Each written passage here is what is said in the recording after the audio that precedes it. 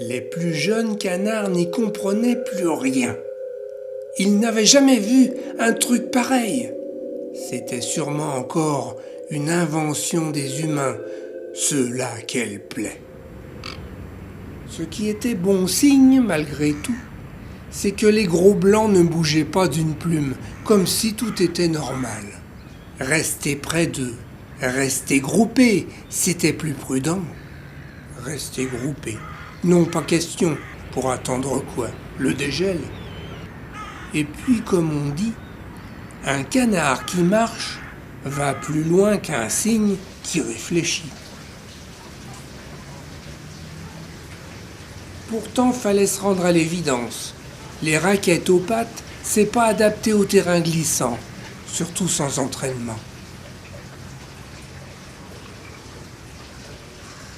Bien inquiétant tout ça. Surtout, ne pas faire comme les poules d'eau. On pourrait croire qu'elles sont mieux équipées avec leurs drôles de pattes à crampons qui leur permettent de grimper sur les pierres. D'habitude, elles roulent les mécaniques. Mais là, les canards se marrent. Les pieds de poule, c'est pas terrible. Ça a pas l'air d'accord. Elles, qui ont l'habitude de picorer n'importe quoi, elles voyaient même pas qu'il y avait comme un truc. Elles tournaient en rond sans comprendre. Faut dire que dans leur tête, il y a juste un petit poids.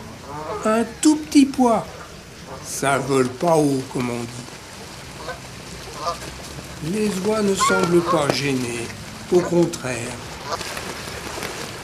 Elles s'éclataient à fond la caisse. Alors tout le monde voulait les imiter.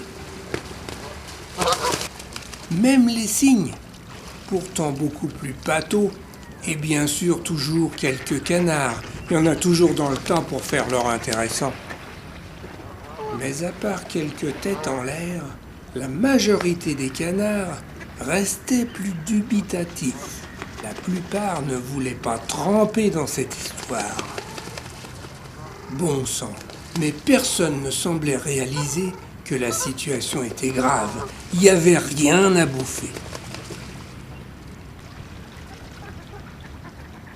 Alors, même si l'inquiétude commençait à gagner les plus philosophes, ils faisaient comme les autres. Ils attendaient que quelque chose se passe. Que faire d'autre?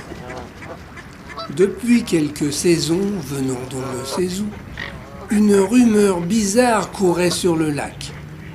Toutes les espèces ressentaient quelque chose, comme une sorte d'intuition.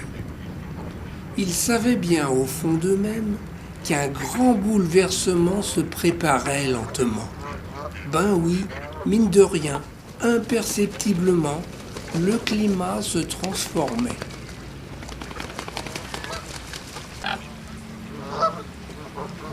Pour certains, c'était pas un souci. Leur seule grande préoccupation, c'était la prochaine nichée, au printemps. Après ça, le déluge. Même les canards, pourtant légèrement plus intelligents que les autres, se disaient « nos problèmes, y a qu'à attendre, peinard ». Car un canard qui ne marche pas, il pense. Pas trop vite, mais il pense. Et un canard qui pense, ça se voit. Il se met dans une position particulière. Ça s'appelle faire la boule, comme ils disent entre eux. Gonfler ses plumes, bien se camper sur ses pattes et attendre. Tout simplement attendre. Pas de panique. La planète se réchauffe.